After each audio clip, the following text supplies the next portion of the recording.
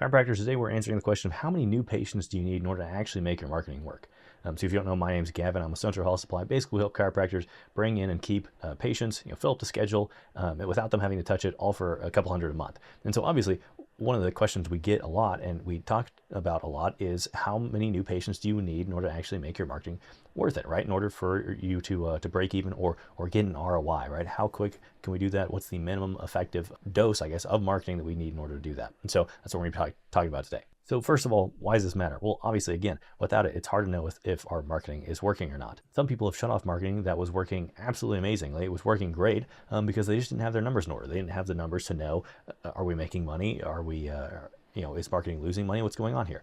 And others have spent way too much money on time on something that was not working and didn't really have much hope of working, again, because we just didn't have the numbers on it. So obviously, we kind of want to know, okay, how many new patients does this marketing need to bring in, or how many returning patients does this marketing need to bring in order for it to be worth it, that we should continue putting resources into it, or otherwise, what's our cutoff point of, hey, we've tried this and it didn't work. Either we need to change our strategy regarding this, or we just need to try something else completely. So step number one is to figure out it's called LTV, or lifetime value. And so the easiest thing to do is to figure out our patient visit average and multiply that by our average appointment price.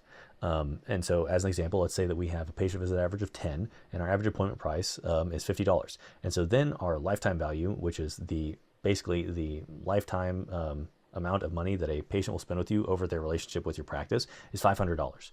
And so at that point, we now have a pretty rough, good estimate of patient LTV. Step number two is now we're going to figure out our marketing costs. And so if you do your own marketing, what we want to do is we want to add up the time that you or your staff spends on it and multiply that by your hourly rate. And so as an example, let's say it takes 10 hours a month of marketing. Let's say your hourly rate is $50 an hour. Keep it, again, simple. And so at the end of that, we have $500 per month. Now, if an agency does it, you want to take their total monthly costs, so as an example, $300 per month, and then we add in any budget, any software costs, all that stuff. And so let's just take a super simple example. Let's say that an agency runs it, you have $1,000 marketing ad budget, and so it's $1,300 per month. And so that's our marketing costs all totaled in. So step number three then is now we do some math and we say, okay, what is our break even? And so we divide our marketing costs by the LTV. And so as an example, if we have $1,300 marketing costs per month, divide by 500, that's again our number of how much money a new patient will bring in on average to whenever they're in their relationship with our practice. We are at 2.6, which obviously we can't have 2.6 people, and so we round to 3. So we need 3 new patients per month in order for your marketing to be profitable. And so that's not that bad of a number, right? Whenever we look at it that way, okay, and just 3 patients and this whole thing could be paid for, that's a pretty good deal. It's a pretty good situation to be in. Now, an important note is that patient visit average may be over multiple months.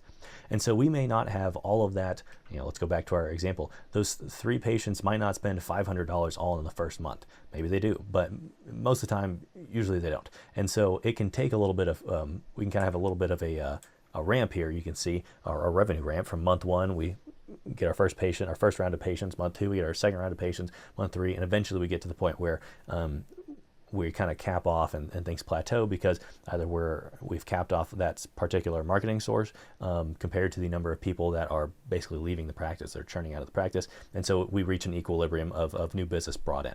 And so at that point we need to change something else or add something on to keep growing the practice. But again, just keeping it super simple. Let's say we have one source. We're just trying to figure out if this marketing thing is profitable.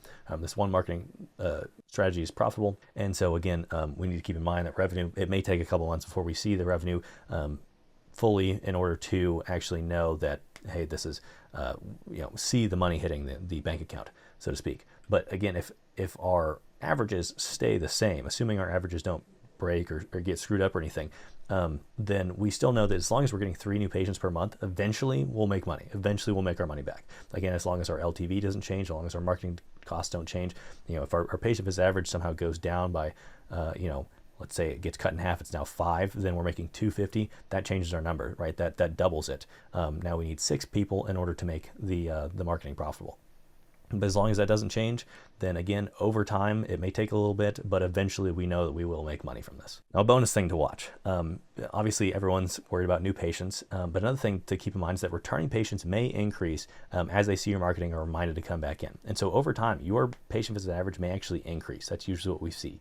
And so you'll get a kind of a double effect from marketing in this case. You'll get the new patients, which obviously everyone's looking for, and you'll also get returning patients to be reminded and come back in.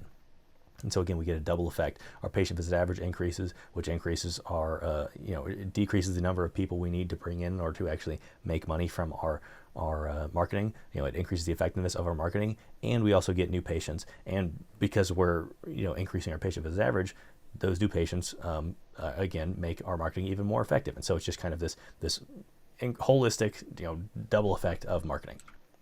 So if you'd like any help with this kind of stuff, like I said, we help chiropractors grow their practice, fill up the schedule without them having to do anything. It's completely tailored to their practice, completely hands-off. It's a fraction of the salary of a chiropractic assistant. And so if you're even remotely interested in that kind of stuff, you can click the link at the top of the description, or you can go to centralhealthsupply.com/contact us. We'll go over your marketing with you. We'll give you a plan to grow. If we're a good fit, we can move forward together. If not, you'll still have a free plan that helps you know exactly what to do to grow your practice. Either way, I hope this is helpful, and I'll talk to you soon. Bye.